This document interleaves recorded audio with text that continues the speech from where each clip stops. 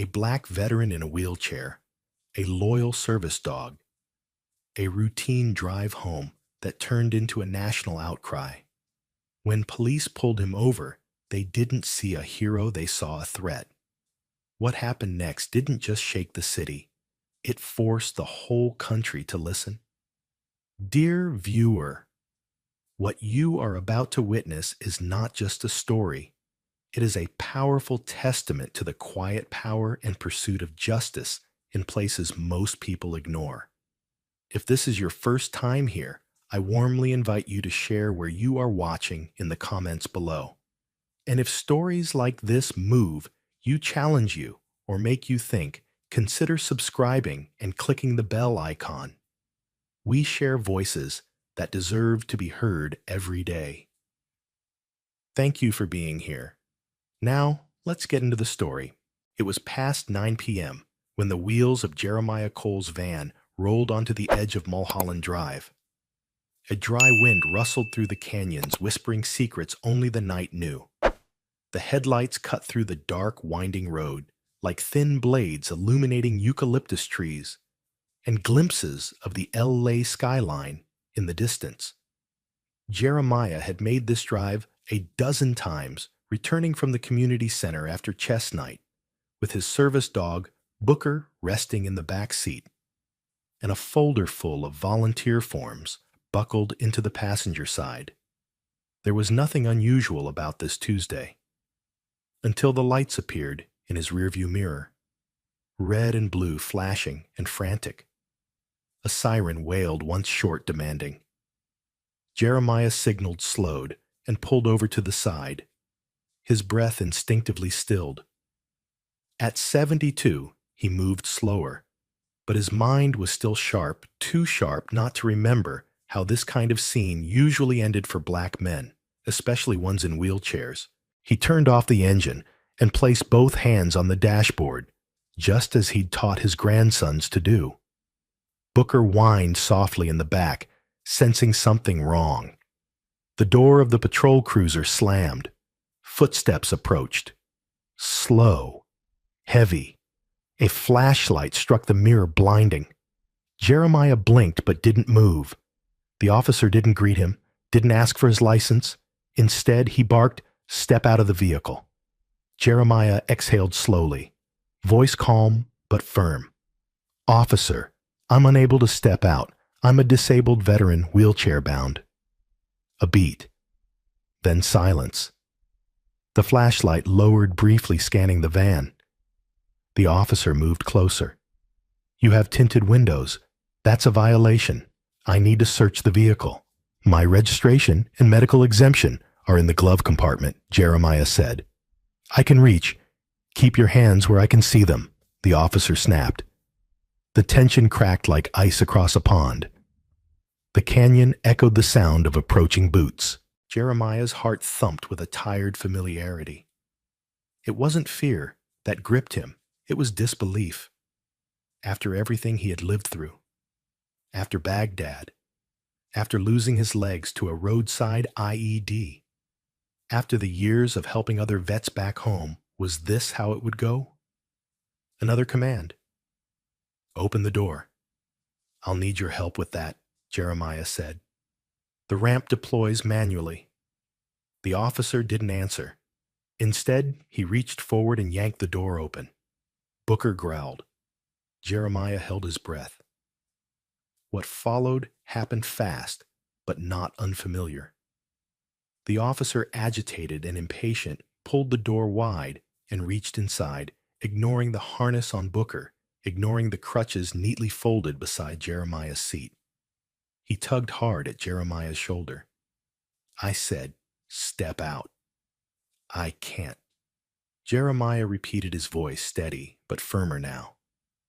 "You're hurting me." But the officer didn't stop. Booker barked loudly, leaping forward in defense. The officer stumbled back, hand reaching for his taser. "Wait," Jeremiah shouted, raising one hand instinctively. "He's trained. He's not attacking. He's protecting. Too late." A sharp crack filled the air, followed by a choked yelp. The taser struck Booker. The dog collapsed.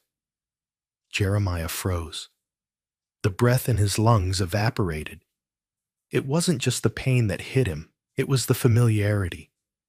A kind of grief that reached down into a place he hadn't visited in decades, where memories of wounded soldiers, dying friends, and unanswered cries lived. He looked down at Booker, twitching and silent on the floor of the van.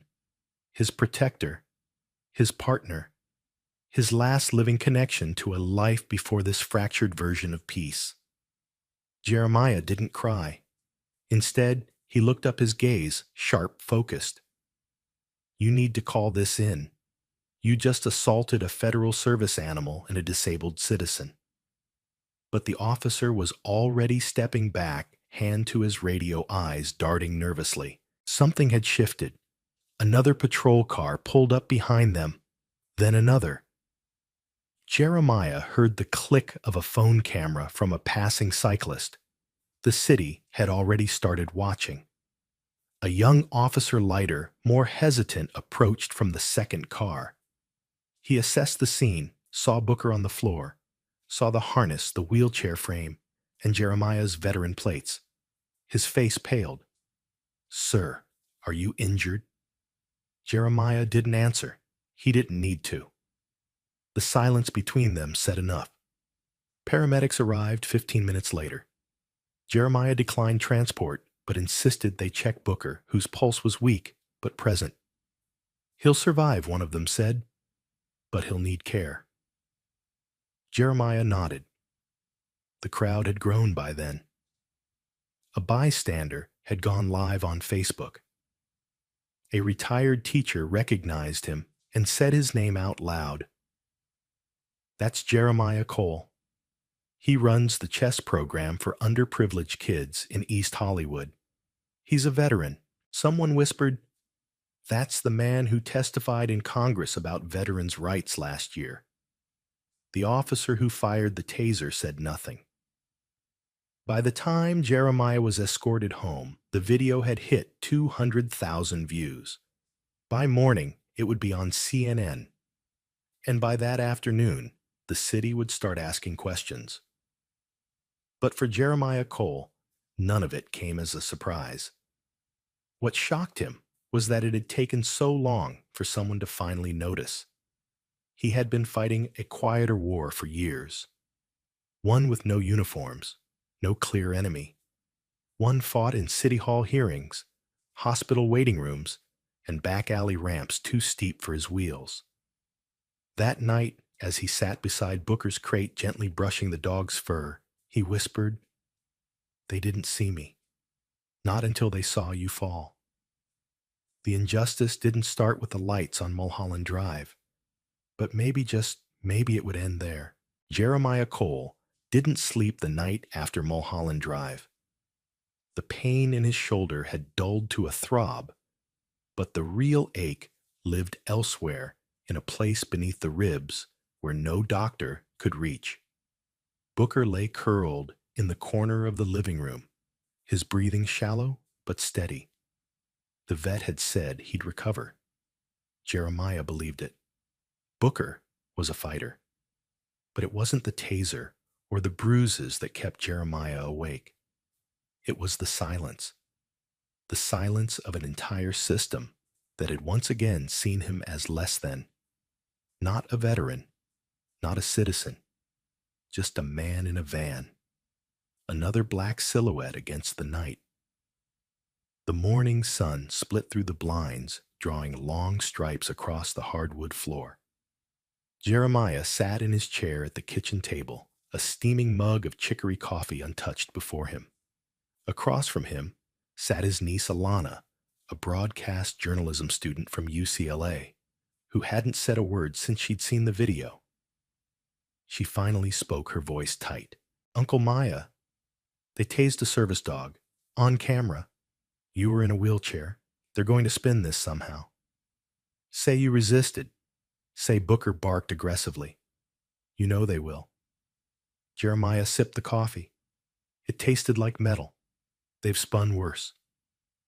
Alana leaned forward. "But not this time. I've got classmates already reaching out to blogs. Someone at Spectrum News wants to interview you. I'm not looking for a headline, he replied, but you're in one whether you like it or not. There was a long pause. Jeremiah looked at Booker, who stirred slightly at the sound of his name. He didn't know he murmured. That officer? He didn't see a veteran, didn't see Booker's harness. He saw a threat. That kind of blindness doesn't come from fear. It comes from training. Alana took a breath. Then make them unlearn it. Speak. Jeremiah didn't answer right away. He rolled back from the table and turned toward the window. Outside, the world moved on. A jogger passed by. The mail truck idled across the street. Neighbors watered gardens without ever glancing toward his gate. I served 2 tours, Jeremiah said quietly. I've been shot at in deserts, crawled through blood and sand to pull men out from burning convoys. But what scares me most isn't war. It's walking through my own city and knowing I might not survive a traffic stop. Alana reached for her phone. Then let's make sure the world hears you. By that evening, the video had gone national.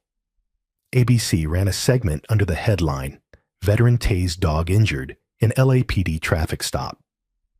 Local networks looped the footage, the officer reaching in Booker's bark, the flash of the taser, Jeremiah's voice calm and pained. He's trained, but the part that truly caught fire was the ending.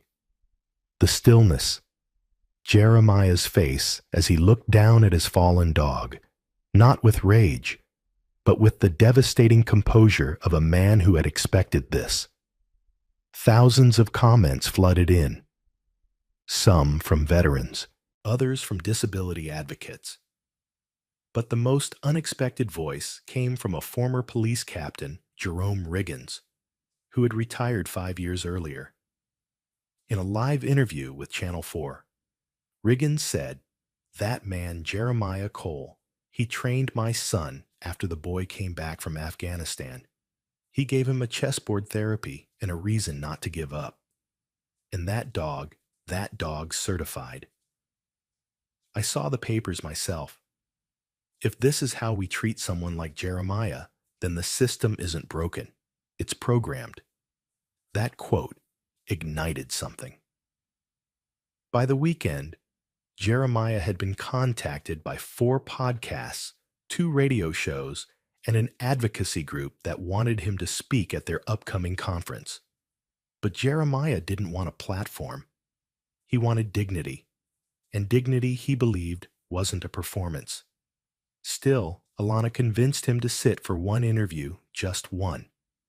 A quiet early morning segment on a community broadcast called the LA Hour. No fanfare, no national audience, just a Black-owned station in Leimert Park, hosted by a woman named Nia Watkins, who had known Jeremiah's late wife. "Thank you for being here," Nia began. "I know you don't enjoy the spotlight." "I don't," Jeremiah said, "but it seems the light came anyway. What do you want people to understand about what happened?" Jeremiah looked straight into the camera. That this wasn't about a dog, or even about me. It was about what happens when we reduce people to profiles. I wasn't seen as a grandfather, a teacher, or a wounded vet. I was seen as a problem. Nia leaned in. "And what would justice look like to you?" Jeremiah thought a moment. "Justice isn't punishment. It's prevention, retraining, reform. I don't need an apology. I need a promise that the next man in a chair doesn't get tased before he's heard." The clip aired the next morning. It didn't go viral. It didn't trend. But it reached the right ears. Local councilwoman Marissa DuPont saw it and arranged a meeting with LAPD's Community Relations Board. An internal review was launched. Quiet, deliberate, strategic. Meanwhile, Jeremiah kept teaching his Saturday chess class. Kids still showed up, still joked about his old school R&B playlists, still asked for snacks between games. Life in its own way marched on, But every time a new face entered the center, especially if they wore a badge, Jeremiah would look up, meet their eyes, and wait. Not for fear, not for explanation, but for acknowledgement. Because now the world had seen what it took for a man like him to be noticed. And once the cameras moved on, he needed to know someone had stayed watching. That was the hardest part.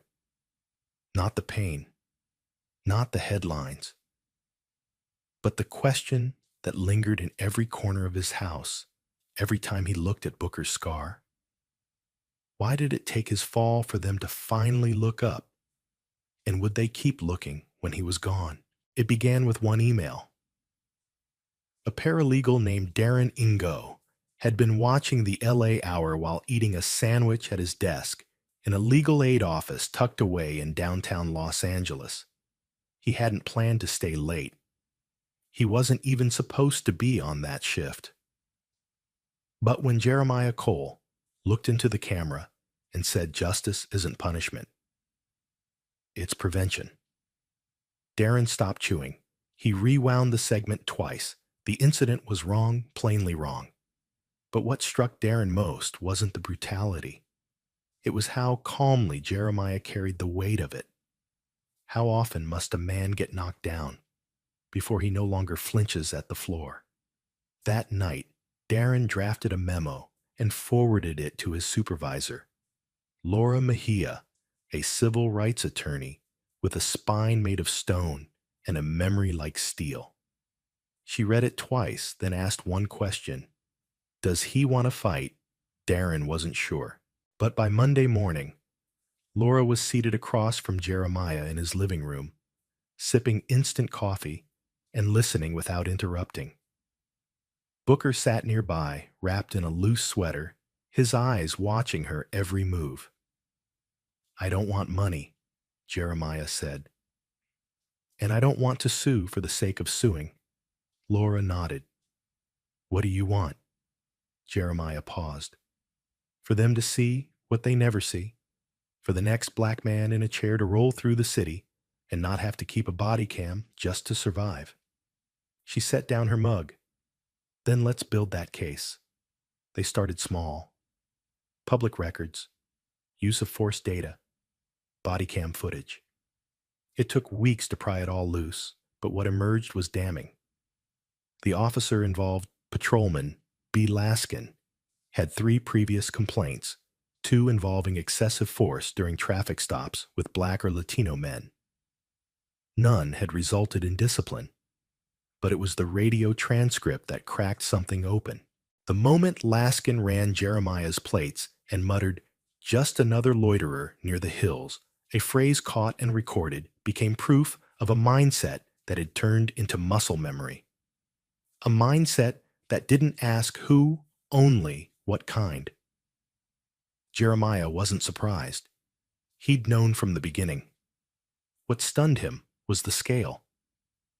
Dozens of emails flooded in after the LA Hour. A Latina mother who said her son was pulled from his car and cuffed for a broken taillight. A veteran with PTSD who was ordered out of his vehicle at gunpoint because he hesitated to reach for his registration. A blind man in Pasadena who was berated for not complying fast enough. It wasn't a case anymore. It was a chorus. Alana took it upon herself to start organizing the letters, compiling names, times, locations. She created a digital map of complaints by zip code. In one glaring cluster along the edge of Hollywood Hills, red markers bloomed like bruises. One evening, as Jeremiah reviewed another stack of incident reports, he asked quietly, "Why didn't we speak?" before Alana looked up. Because no one was listening. But now the city was. Slowly, awkwardly, but undeniably, the city had begun to listen. The ACLU contacted Laura, offering research support. A city council member requested a closed-door meeting with Jeremiah. A police reform committee asked him to speak not as a victim, but as a community witness. The irony wasn't lost on him. For years, they'd overlooked him. Now they wanted him to hold the mic. He agreed, but under one condition, that his testimony would not be about pain, but policy. When he arrived at the hearing wearing his black blazer and navy cap, the room fell still. A line of officials, faces blank, sat poised with tablets and legal pads. But Jeremiah didn't flinch. His voice didn't quiver. "I'm not here for sympathy," he began. "I'm here because the silence we carry after injustice becomes policy if left unchecked." He talked about Booker, about the taser, about how a man in a uniform never saw him as a veteran, only as a problem to be neutralized. He talked about every time he'd crossed a street and noticed people locking their doors. He described the feeling of dignity slipping from your hands, not because of what you did, but because of what someone else refused to see. He ended with a question. How many of us have to be violated quietly before someone realizes the system wasn't designed to protect us equally? There was no applause, just stillness, reverent, unnerving. The hearing adjourned. Later that evening, the mayor's office released a statement. "We are reviewing the incident involving Mr. Cole and his service animal. We acknowledge the need for updated sensitivity protocols, especially regarding veterans and citizens with disabilities. It wasn't justice, but it was a start." Jeremiah knew better than to expect transformation overnight. He still felt the weight of it when he wheeled himself through the aisles of the grocery store and caught people staring just a second too long. But now he had allies, a legal team, a niece with a fire in her throat, and a dog who, despite the limp, still barked when the doorbell rang. One night, as he locked up the community center after chess class, a young man approached him. Quiet mid-20s hoodie pulled tight. He looked unsure.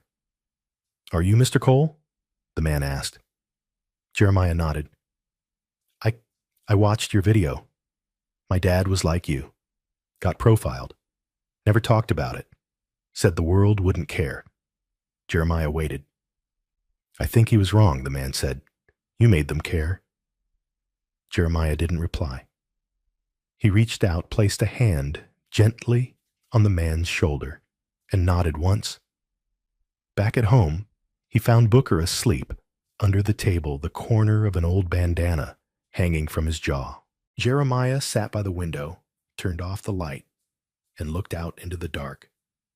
Somewhere in the distance, a siren wailed, brief and passing. But this time, it didn't feel like a threat.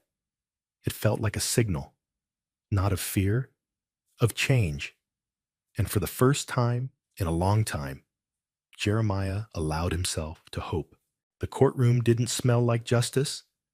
It smelled like varnish and stale coffee and paper that had sat in too many drawers for too many years. Jeremiah Cole sat near the front, hands folded in his lap, a charcoal gray suit tailored not for flash, but for quiet defiance.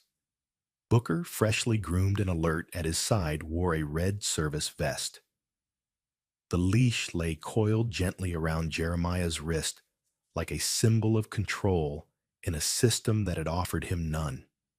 The state of Illinois versus Officer Brian Laskin had captured national attention the moment the footage aired. Jeremiah face down, motionless, the unmistakable click of the taser echoing through that narrow alleyway near Mulholland Drive.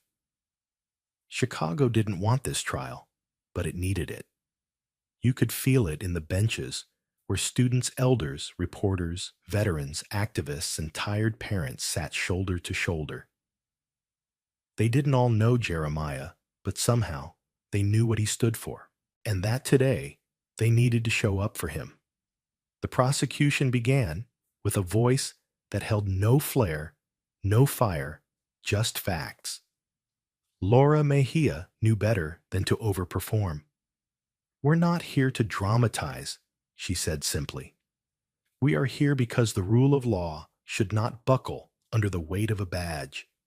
She outlined the timeline, the routine walk home, the unwarranted stop the taser, the lack of medical attention, the refusal to identify the service dog, the later discovery of body cam footage that Laskin had attempted to delete from the system but had failed. The jury, 6 women and 6 men, mostly white, listened with expressions too still to read. Then came the defense. A polished attorney, sharp tie, silver cufflinks, a voice like molasses hiding rot. We do not dispute that the incident was unfortunate, he said, emphasizing unfortunate like it was a dropped phone call. But Officer Laskin acted within perceived protocol. He believed himself to be in danger. He responded as trained. The courtroom didn't audibly react, but something shifted, a flicker of discomfort. Because the footage didn't lie. There was no weapon, no threat, just a man in a wheelchair and a dog that barked once. Jeremiah had chosen not to speak in the initial days of the trial. Let the evidence speak louder than trauma, he told Laura. But on day 3, they called him to the stand. The clerk swore him in. He raised a hand that trembled only slightly. Laura asked him to recount that night. He didn't embellish. He spoke the way he always had, low, deliberate, heavy, with the weight of someone who didn't just live through pain, but cataloged it. I turned onto Camden. He began same as I do every weeknight. Booker was on my left leash, tight alert. The cruiser came from the opposite side. No sirens, no lights, just a flash of headlights and a shout. I stopped. He didn't. Laura asked what he remembered most. Jeremiah's eyes locked with hers steady. How fast it all happened. How slow it felt. The air smelled like burnt plastic.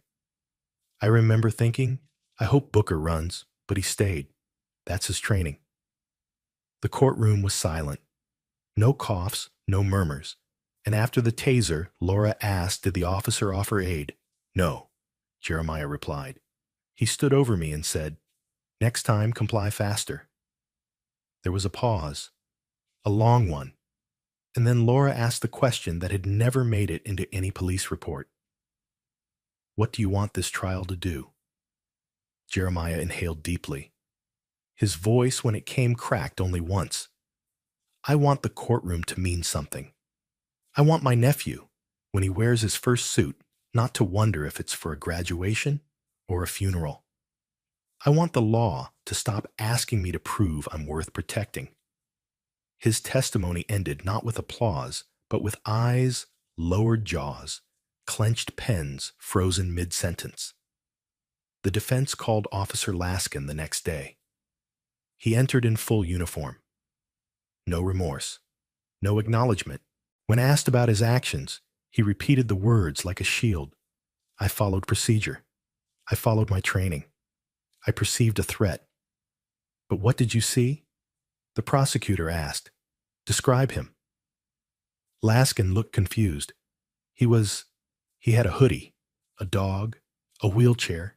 You didn't see a man. I saw a situation, Laskin said flatly.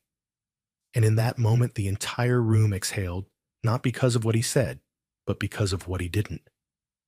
He hadn't seen Jeremiah. Not truly. He'd seen a file, a risk, an interruption to his patrol log. When closing arguments came, Laura stood with no notes. She simply looked at the jury and said, there comes a time when silence becomes complicity. Officer Laskin had power. He had a badge. And when he met vulnerability, he used that power not to protect, but to punish. That is not policing. That is prejudice with protocol. It took the jury 5 hours. The verdict was read just after sundown. Guilty on 1 count of aggravated battery. Guilty on 1 count of obstruction. Not guilty on the charge of attempted destruction of evidence. It wasn't perfect, but it was something. In the hallway, reporters swarmed cameras blinking like insects. Jeremiah didn't speak. He raised his hand once in acknowledgement, then turned and wheeled away. That night, Chicago slept uneasy. Not because of unrest, but because the city had finally looked itself in the mirror and realized it didn't like the reflection. And maybe, just maybe, it had decided to change. In a corner of the city, in a modest living room, with one lamp and a dog curled at his feet, Jeremiah stared at the verdict, written in bold across every news channel. He didn't cry.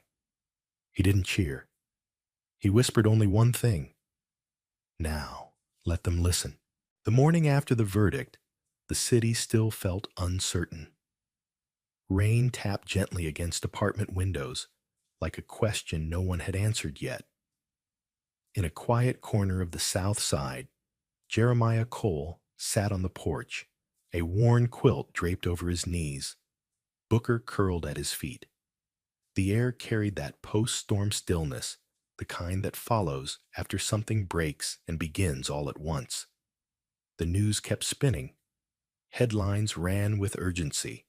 Officer found guilty in landmark case. Wheelchair bound. Veteran sparks. National reform debate. But Jeremiah didn't turn the TV on. His victory wasn't in sound bites or statistics. It was in something far quieter clarity. Not just that he had survived, but that he had spoken, stood firm, and forced the world to reckon with how it sees men like him. Not broken, not dangerous, not disposable, just human. That afternoon, a letter arrived.